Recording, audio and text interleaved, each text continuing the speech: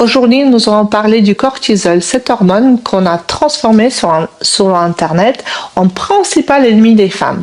On parle l'hormone du vieillissement, l'hormone qui détruit le collagène, l'hormone du ventre, l'hormone de la mauvaise peau. Mais en réalité, elle est bien plus profonde. Le cortisol n'est pas une hormone de destruction, c'est une hormone d'adaptation. Oui, elle agit sur tous les récepteurs présents dans presque tout notre tissu du corps, le système nerveux, le système immunitaire, le système digestif, la peau, le système hormonal. Mais la nature n'est pas stupide. La vraie question, pourquoi elle a fait cela? Je m'appelle Tatiana Brandt, je suis fondatrice des cliniques Estimedis en Suisse et créatrice de la marque MyPureSkin, spécialisée dans les technologies anti-âge et laser. Depuis plus de 20 ans, j'étudie le processus de vieillissement cutané. Et à partir de cette expérience, je vous propose de regarder le cortisol d'une manière beaucoup plus large que proposent les réseaux sociaux aujourd'hui. Nous allons comprendre pourquoi le cortisol existe-t-il dans un point de vue évolutif, pourquoi l'être humain n'aurait pas survécu sans lui et qu'est-ce qui se passe jusqu'il devient chroniquement élevé. Comment ça se reflète sur le visage, qu'est-ce que c'est la glycation, pourquoi l'intestin, la peau se reflètent mutuellement et comment ramener notre corps à un mode régénératif. Si on observe l'humain à travers l'évolution, tout devient logique. L'organisme ne s'est pas construit dans un bureau. Il se formait dans des conditions de froid, faim, prédateur, traumatisme, infection, mouvement constant. Le cortisol, c'est un hormone de survie. Imaginez-vous un humain préhistorique confronté à une menace. Le système HPA s'active, hypothalamus, hypophyse, glande surrénale. Les surrénales libèrent du cortisol. Que fait-il? Augmente la glycémie pour fournir de l'énergie rapide, redistribue le flux sanguin vers les muscles, améliore la concentration et la vitesse de réaction, stabilise l'environnement interne du corps, mais temporairement on pose les fonctions non essentielles, digestion, reproduction, réparation cellulaire, et c'est un mécanisme parfait de survie. Sans cortisol, l'humain n'aurait pas survécu. Un point essentiel. Le stress ancien était court. On fuyait, on survivait, le cortisol redescendait, le corps se réparait. Le problème du XXIe siècle, ce n'est pas l'hormone. Le problème, c'est que le stress, c'est chronique. Aujourd'hui, le cerveau ne distingue pas un tigre, un conflit, un deadline, la peur de vieillir, le besoin de correspondre aux standards sociaux. Pour le système nerveux, tout ça, c'est une menace. Autrefois, le stress se terminait par une action physique. Aujourd'hui, il reste dans le présent. Le programme de survie s'active sans la décharger. Le cortisol reste élevé alors qu'il n'est pas conçu pour s'activer d'une manière permanente. Le cortisol doit naturellement être plus élevé le matin. C'est physiologique. Il nous réveille. Les premiers 15 minutes après le réveil sont décisives. Le corps doit choisir dans quel mode. Il est en mode protection ou une mode régénération. Si nous prenons immédiatement notre téléphone et nous lisons les bonnes nouvelles anxiogènes, nous comparons sur les réseaux sociaux, nous renforçons ce mode défense. Mais si nous prenons 15 minutes pour nous, boire 2 verres d'eau, prendre des antioxydants, MyPureSkin par exemple, s'étirer, méditer, prier, exprimer juste la gratitude.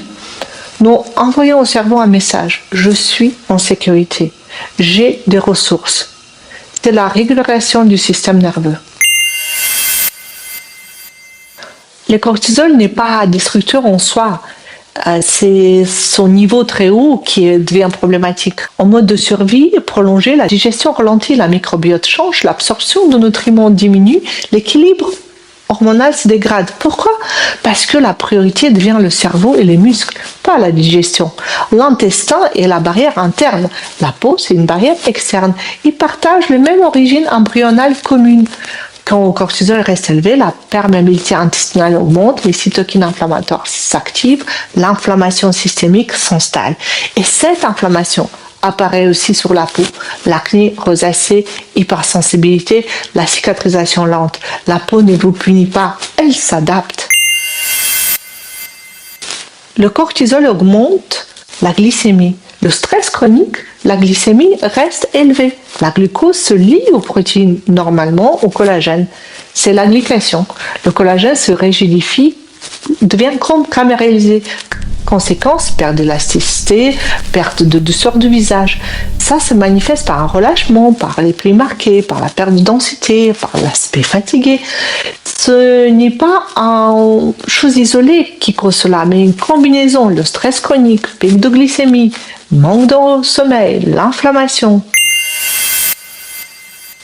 Le stress prolongé modifie l'architecture des tissus.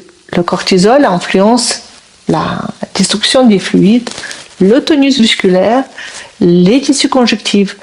Et au niveau du visage, la graisse cutanée perd de sa stabilité. Le soutien tissulaire diminue, le drainage lymphatique ralentit, la microcirculation baisse, la peau devient terne. Le visage perd sa cohésion interne et paraît plus lourd, moins défini. C'est un reflet systémique du corps.